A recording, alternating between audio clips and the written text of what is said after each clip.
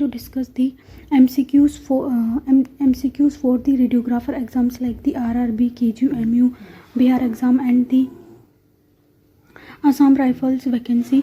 This YouTube channel is dedicated for the aspirants who are preparing for the radiographer exams and for the students who are doing their BRT, DRT, BRIT and DRIT or the different courses related to the radiology.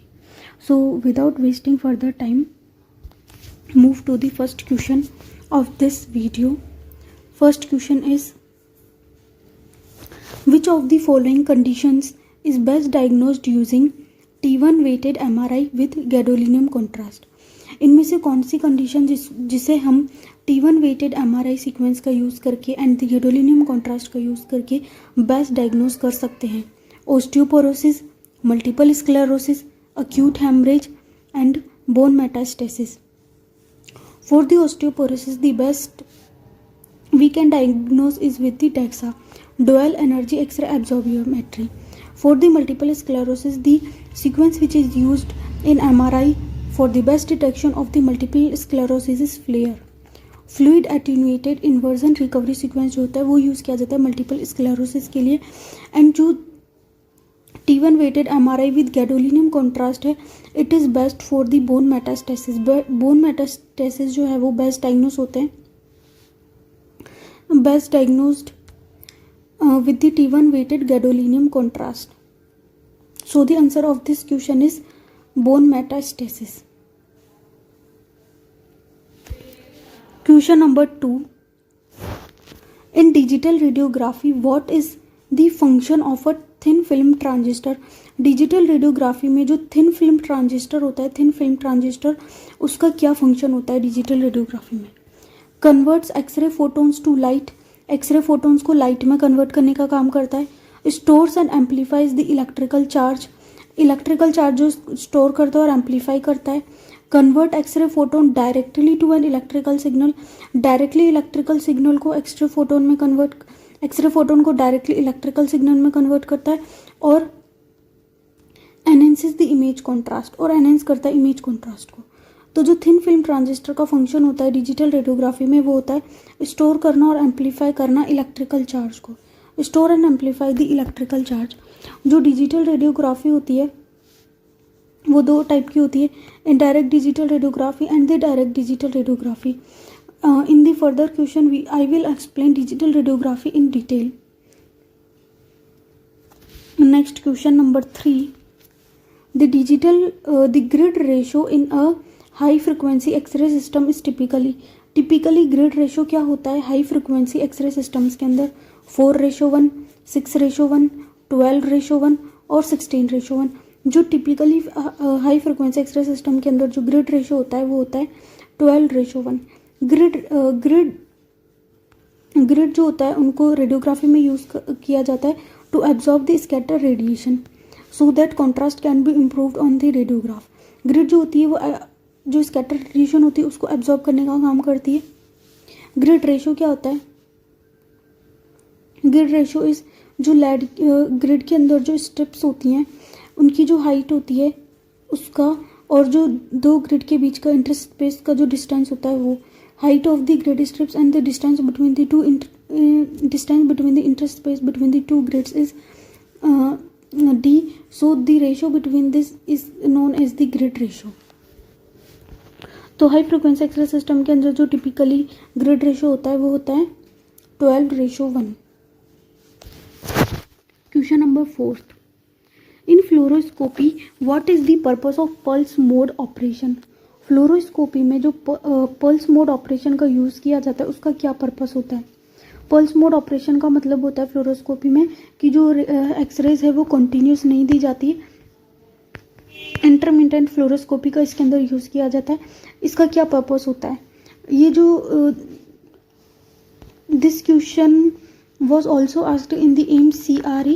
The question was not the as it is but somewhat like this: to increase radiation dose, to reduce motion blur, to minimize radiation time, to minimize exposure time and to improve spatial resolution. Pulse mode का operation fluoroscopy में इसलिए use किया जाता है ताकि जो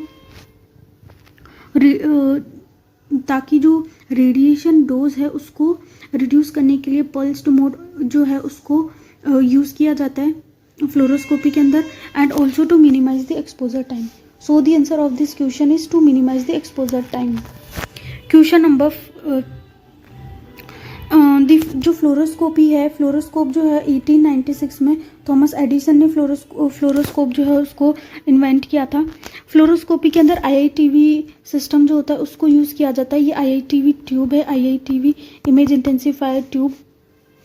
image intensifier tube के अंदर इनपुट फॉस्फोर होता है, इनपुट विंडो होती है एंड आउटपुट विंडो होती है.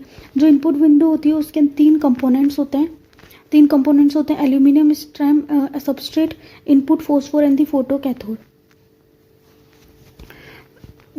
इनपुट विंडो के तीन कंपोनेंट होते हैं, aluminium substrate, input phosphor and the photo cathode.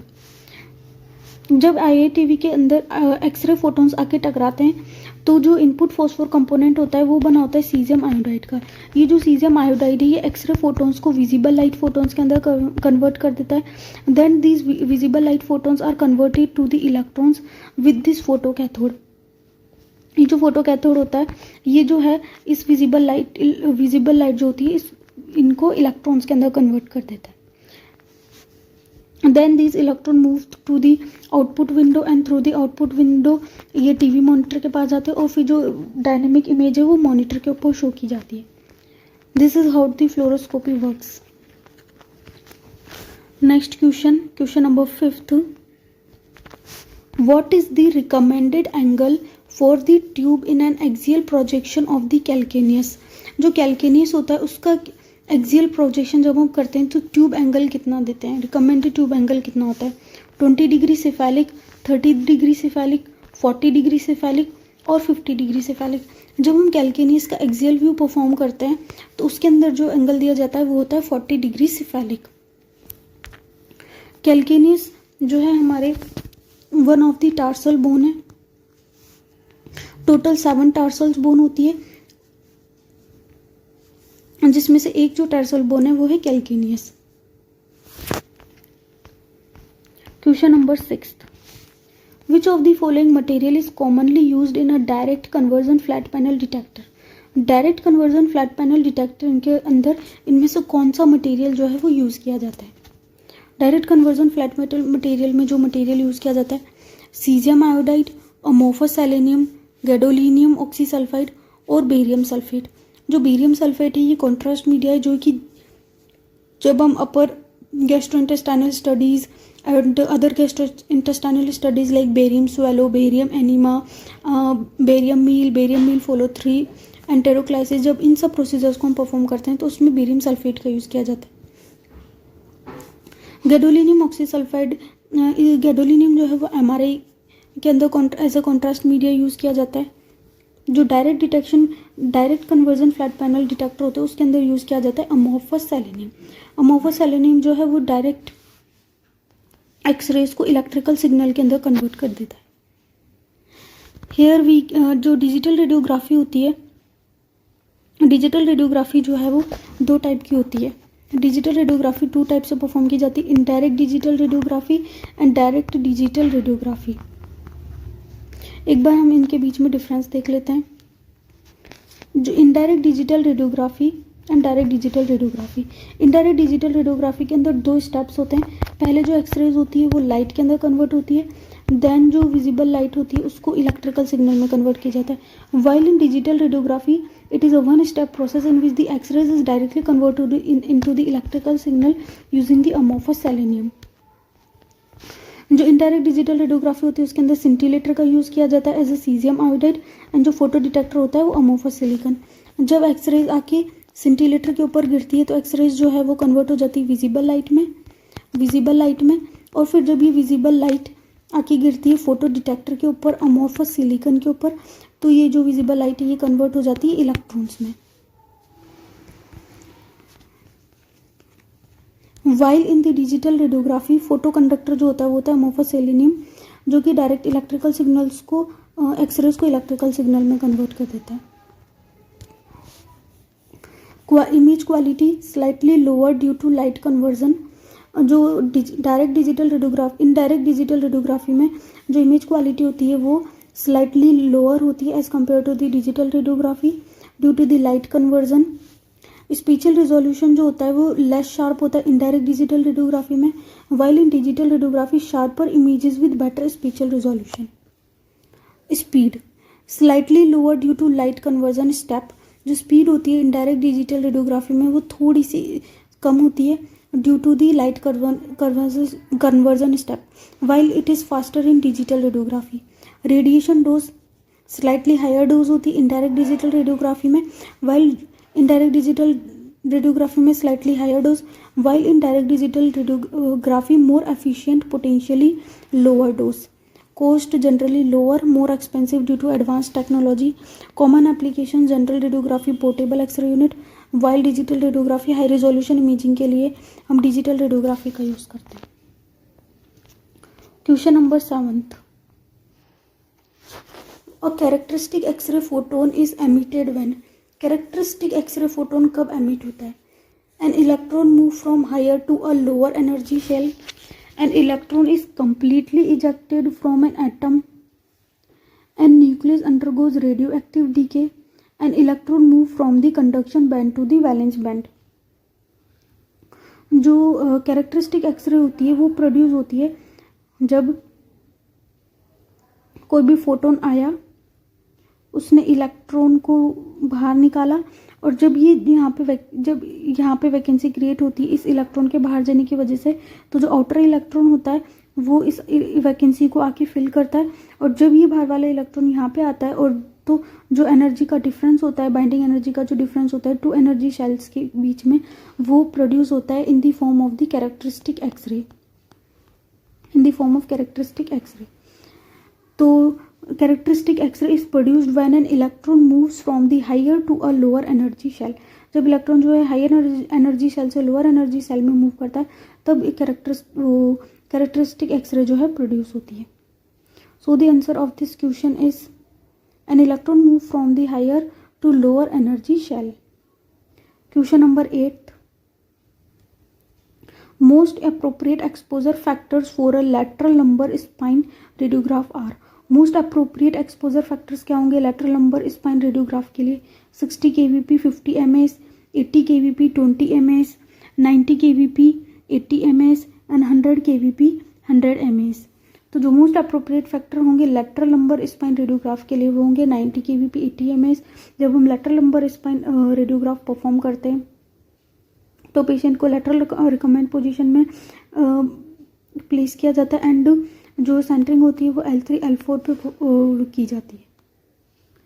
Question number 9th, in mammography the typical focal spot size used for magnification view. Mammography के अंदर टिपिकल फोकल स्पॉट साइज क्या होता है मैग्निफिकेशन व्यू के लिए? 0.3 mm, 0.6 mm, 0.1 mm and 1.0 mm। Mammography जो है वो ब्रेस्ट एक्सरे होता है which is use to perform to view the different conditions, to visualize the different pathologies like calcification and cyst or lesion and other conditions. Mammography, in mammography usually two focal spot sizes are used, 0.1 mm and 0.3 mm. 0.1 mm is used for the magnification view of mammography and usually 0.3 mm is used. So the answer of this question is 0.1 mm. Question number 10, what is the best imaging modality for detecting early avascular necrosis of the femoral head? Early avascular necrosis of femoral head के लिए early detection के लिए कौन सी best imaging modality होगी? X ray, CT, MRI और ultrasound. The best imaging modality for avascular necrosis of the femoral head is MRI। Early detection के लिए हमें MRI का यूज करना पड़ेगा। Question number 11, the exposure index in digital radiography provide information about. जो exposure index होता है digital radiography में वो हमें किसके बारे में इंफॉर्मेशन देता है? Image contrast, patient dose, X-ray beam penetration और द इमेज स्पेशियल रिजोल्यूशन। जो एक्सपोजर इंडेक्स होता है डिजिटल रेडियोग्राफी में वो हमें इंफॉर्मेशन देता है अबाउट द पेशेंट डोज, कि पेशेंट को कितनी डोज लगी उसके बारे में कौन बताता है, एक्सपोजर इंडेक्स बताता है डिजिटल रेडियोग्राफी में। सो the answer of this question is patient dose. Exposure index के बारे में हम थोड़ा सा और देखते हैं। एक्सपोजर इंडेक्स क्या है, न्यूमेरिकल वैल्यू होती है that represent the amount of radiation received by the digital image detector. जो एक्सपोजर इंडेक्स है वो क्या है, न्यूमेरिकल वैल्यू है जो कि हमें बताता है कि जो डिटेक्टर है, डिटेक्टर के अंदर कितनी रेडिएशन डोज जो है वो एब्जॉर्ब हुई है, रेडिएशन कितनी उसने रिसीव करी है डिजिटल डिटेक्टर ने। It helps in assessing whether an image was acquired with an appropriate radiation dose. ये हमें हेल्प करता है असेस करने में कि जो हमने इमेज ली है वो अप्रोप्रिएट रेडिएशन डोज से एक्वायर हुई है कि नहीं हुई। की points about the exposure index, not a direct patient indicator. जो एक्सपोजर इंडेक्स होता है वो डायरेक्ट पेशेंट इंडिकेटर नहीं होता, क्योंकि हमें जो डिटेक्टर के अंदर डोज एब्जॉर्ब होती है वो बताता है rather than the dose absorbed by the patient. Not a direct patient dose indicator, it reflects the exposure to the detector, not directly to the patient. Different manufacturers different EI scales, अलग अलग manufacturers के अलग अलग exposure index होते हैं। EI values vary between brands like Fuji, Carestream and Agfa. Maintaining optimal exposure index ensures good image quality while minimizing patient radiation exposure. सो जो exposure index होता है डिजिटल रेडियोग्राफी में वो हमें बताता है पेशेंट डोज के बारे में। Question number 12, the primary factor affecting image contrast in computed radiography. Primary factor कौन सा होता है जो कि अफेक्ट करता है इमेज कॉन्ट्रास्ट को कंप्यूटर रेडियोग्राफी में।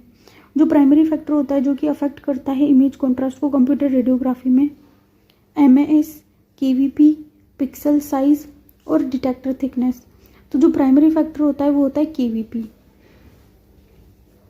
KVP जो होता है वो इन्वर्सली प्रोपोर्शनल होता है कॉन्ट्रास्ट की। KVP जितना ज़्यादा कॉन्ट्रास्ट उतना कम।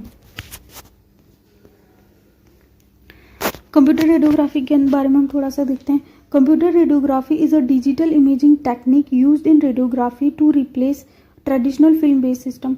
जो डिजिटल कंप्यूटर रेडियोग्राफी जो है वो यूज़ की जाती है रेडियोग्राफी में to replace the traditional film based system जो था मैनुअल प्रोसेसिंग का और ऑटोमेटिक प्रोसेसिंग का, उसको रिप्लेस किया कंप्यूटर रेडियोग्राफी में। It utilises photo stimulable phosphor PSP plates का यूज़ किया जाता है कंप्यूटर रेडियोग्राफी में। And this photo stimulable phosphor plates जो है वो कैप्चर करती है एक्सरे की इमेजेस को। These plates are expose to X-rays and the latent image is stored in the phosphor layer. ये जो प्लेट्स होती है इनको एक्सरे से एक्सपोज किया जाता है और जो लेटेंट इमेज होती है वो स्टोर होती है फॉस्फोर लेयर के अंदर। Then the plate is then processed using a CR reader. फिर जो है प्लेट को CR रीडर के अंदर प्रोसेस किया जाता है। Where a laser scans it and releases stored energy as visible light. जहाँ पे जो लेज़र स्कैन करती है और स्टोर्ड एनर्जी को रिलीज करती है in the form of the visible light. This light is detected, converted into an electrical signal and digitized to produce a high quality radiographic image. CR offers advantages over conventional film. CR की क्या advantages है over the conventional film? Advantages क्या है कि CR का wide dynamic range होता है, wide dynamic range, improved contrast resolution and ability to manipulate the images digitally. However, it is gradually becoming replaced by the digital radiography. But जो computer radiography है वो भी किससे रिप्लेस हो रही है, डिजिटल रेडियोग्राफी से, due to DR's fast processing and higher efficiency. Question number 13, in CT imaging the pitch ratio of helical scan is defined as. CT imaging के अंदर पिच रेशो जो होता है of helical scan is defined as. क्या definition होती है pitch ratio की? Table movement per rotation upon beam width, slice thickness upon KVP, matrix size upon field of view, detector sensitivity upon exposure time. जो pitch rotation का formula होता है, pitch ratio का formula होता है table movement per rotation upon beam width. जो pitch होता है वो इन्वर्सली प्रोपोर्शनल होता है डोज के।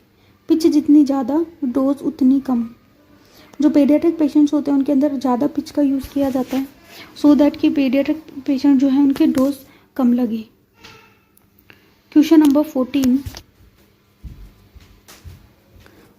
14 the contrast agent used in MRI to enhance vascular structure is primarily. कौन सा कॉन्ट्रास्ट एजेंट यूज़ किया जाता है MRI में वैस्कुलर स्ट्रक्चर्स को एनहांस करने के लिए? Barium sulphate, iodinated contrast, gadolinium based contrast और टेक्नीशियम 99M। वैस्कुलर स्ट्रक्चर को एनहांस करने के लिए जो MRI में कॉन्ट्रास्ट यूज़ किया जाता है वो होता है गैडोलिनियम बेस्ड कॉन्ट्रास्ट। गैडोलिनियम जो है पैरामैग्नेटिक एजेंट है जिसको MRI में यूज़ किया जाता है। गैडोलिनियम जो है वो टॉक्सिक होता है, that's why it is used with the chelating agents. इसको चिलेटिंग एजेंट्स के साथ यूज़ किया जाता है लाइक DTPA, BOPTA, इन सब के साथ गैडोलिनियम को इनके साथ अटैच करके यूज़ किया जाता है to reduce its toxicity. Gadolinium जो है इसका एटॉमिक नंबर होता है 64। जो नॉर्मल डोज होती है, टिपिकली जो डोज होती है MRI कॉन्ट्रास्ट एजेंट की वो होती है 0.1 to 0.3 मिलीमोल पर kg। और जो मीडियन लीथल डोज जो होती है गैडोलिनियम कॉन्ट्रास्ट एजेंट की वो होती है 6 to 30 मिलीमोल पर kg। 6 to 30 मिलीमोल पर kg। Gadolinium MRI contrast agent जो है वो गैडोलिनियम कॉन्ट्रास्ट एजेंट जो MRI कॉन्ट्रास्ट एजेंट जो है वो नॉर्मली जो कन्वेंशनल और जो CT के कॉन्ट्रास्ट एजेंट्स होते हैं उनसे डिफरेंटली काम करते हैं। जो कन्वेंशनल और जो CT कॉन्ट्रास्ट एजेंट होते हैं they are usually the iodinated contrast agent which works on the basis of the attenuation of the X rays, while the MRI contrast agent like gadolinium, DTPA and other contrast agent, they work on different basis. They reduce the T1 relaxation time of the tissues and relaxation time and the different properties are changed during the use of these contrast agents. So the MRI contrast agent for vascular structure is gadolinium based contrast. Question number 15. In digital radiography, detective quantum efficiency refers to. Digital radiography में detective quantum efficiency का क्या मतलब होता है? On DQE in AIIMS CRE also the question was asked on DQE, detective quantum efficiency. So the question asks in digital radiography detective quantum efficiency refers to. Detective quantum efficiency का क्या मतलब होता है? The ability of the detector to convert X-ray input into output signal. Detector की ability to convert x-ray input को output signal में convert करना. The speed of imaging processing, the resolution of the image, the ability of an x-ray tube to generate consistent output. Detective quantum efficiency जो होती है detector की ability होती है to convert the x-ray input into the output signal. Detective quantum efficiency के बारे में हम थोड़ा डिटेल में देखते हैं. Detective quantum efficiency is a measure of how efficiently an X ray imaging system converts the absorbed X ray photon into a useful image while maintaining image quality. Detective quantum efficiency जो होता है मेजर होता है कि जो एक्सरे इमेजिंग सिस्टम है वो कितना एफिशिएंटली जो एब्जॉर्ब्ड एक्सरे फोटोन्स है उनको यूजफुल इमेज के अंदर कन्वर्ट कर रहा है व्हाइल मेंटेनिंग इमेज क्वालिटी. ये डिफरेंट फैक्टर्स के ऊपर डिपेंड करती है, जैसे कि एक्सरे एब्जॉर्प्शन एफिशिएंसी के ऊपर ये डिपेंड करता है.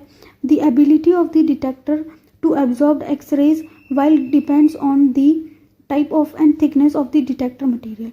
जो एब्जॉर्प्शन एफिशिएंसी होती है डिटेक्टर की एक्सरे को एब्जॉर्ब करने की वो डिपेंड करती है किस टाइप का डिटेक्टर हम यूज़ कर रहे हैं, डिटेक्टर की थिकनेस कैसी है, जैसे कि caesium iodide, amorphous, selenium.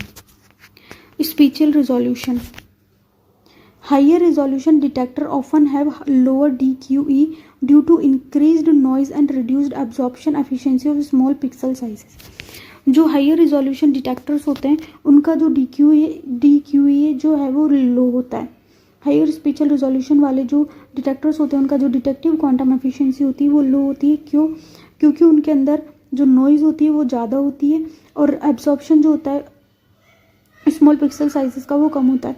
Special resolution ज़्यादा फॉर हायर स्पेशल रिजोल्यूशन ज़्यादा होने के लिए जो पिक्सल की साइज़ है वो छोटी होनी चाहिए और पिक्सल की साइज़ कम होगी तो SNR का जो रेशो होगा वो कम होगा. दैट्स वाई जो डिटेक्टिव क्वांटम एफिशिएंसी होगी वो रिड्यूस हो जाएगी. Noise characteristics. Noise characteristics includes quantum noise from X-ray photon statistics and electronic noise from the detector and readout system.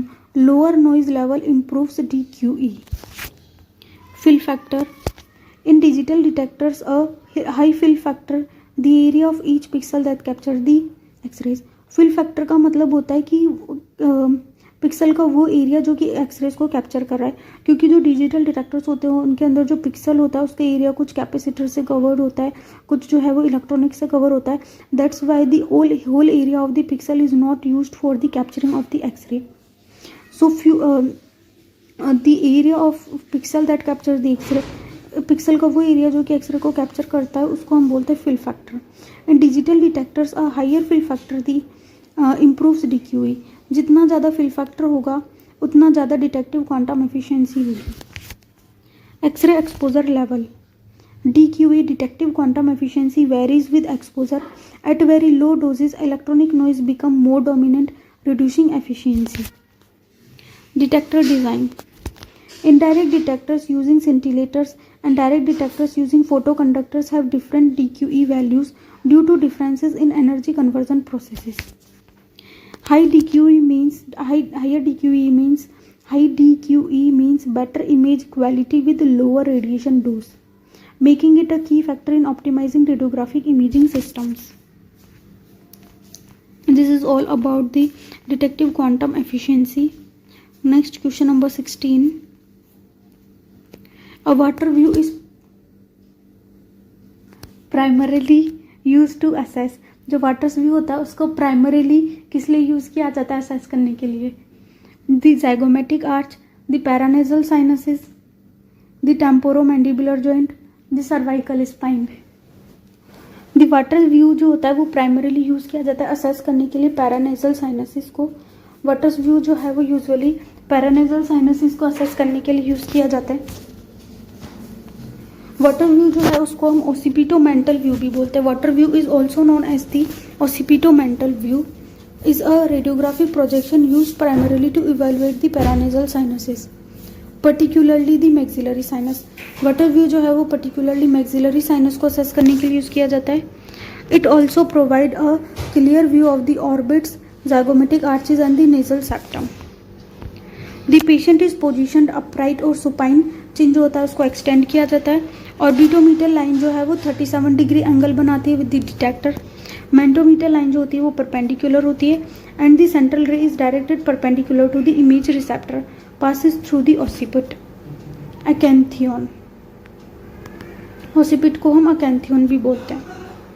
इसकी क्लिनिकल एप्लीकेशन क्या होता है? साइनसाइटिस को विजुलाइज करने के लिए, फ्रैक्शियल फ्रैक्चर्स जैसे कि लेफोर्ट फ्रैक्चर को विजुलाइज करने के लिए, assessing nasal bone deformities and orbital injuries.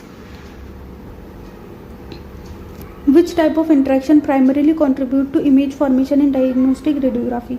कौन से टाइप का इंटरेक्शन जो है प्राइमरीली कॉन्ट्रीब्यूट करता है डायग्नोस्टिक रेडियोग्राफी में? Coherent scattering, Compton effect, photo electric absorption and pair production. So the answer of this question is photo electric absorption जो होता है प्राइमरीली कंट्रीब्यूट करता है डायग्नोस्टिक रेडियोग्राफी में इमेज फॉर्मेशन के लिए. Photo electric question number 18. The primary function of the auto transformer in an X ray circuit is to.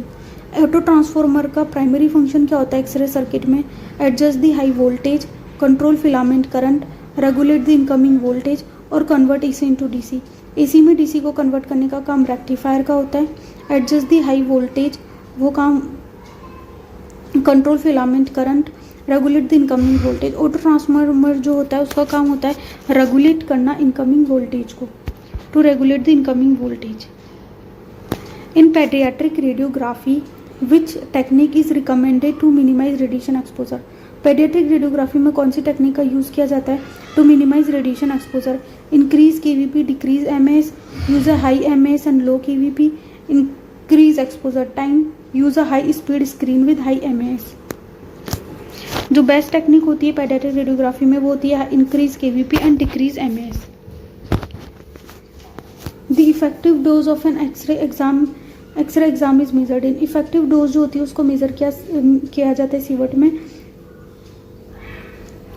Major किया जाता है usually the millisievert. Effective dose and equivalent dose is also measured in the sievert. Absorb dose की जो unit होती है वो होती है ग्रे. एक्सपोजर की जो होती है वो होती है roentgen which is also written as coulomb per kg. So the answer of this question is CWAT. Question number 21. Exposure rate of an image intensifier in fluoroscopy is limited to.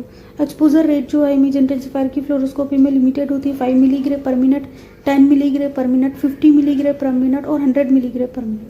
The answer of this question is 10 milligram per minute. Which of the following statements about automatic exposure control is true? It controls image resolution. It adjusts image to maintain consistent exposure. It determines KVP settings. It increases patient dose. Automatic exposure control जो होता है उसका function होता है it adjusts image to maintain consistent exposure. Question number 23. In interventional radiology, which catheterization technique is most commonly used for vascular access? Most commonly जो use technique होती है वो होती है Seldinger technique. Question number 24. Question number 24. In PACS, Picture Archiving and Communication System, what does DICOM stand for? DICOM stands for the Digital Imaging and Communication in Medicine. Question number 25. A technologist performing a lateral decubitus chest X-ray should ensure that the patient lies supine for better contrast, is positioned with affected side down, it positioned with affected side up, stand upright to maximize lung expansion. During the chest radiography, during the lateral decubitus, the technologist should ensure that the patient is positioned with the affected side up होनी चाहिए. So the answer of this question is C. These are the different positions of the patient during the radiography. This is the supine position, this is prone position, right lateral decubitus and the left lateral decubitus. Thank you for watching the video. If you like the video, please tap this button and subscribe for the more videos and share with your friends. Thank you for watching.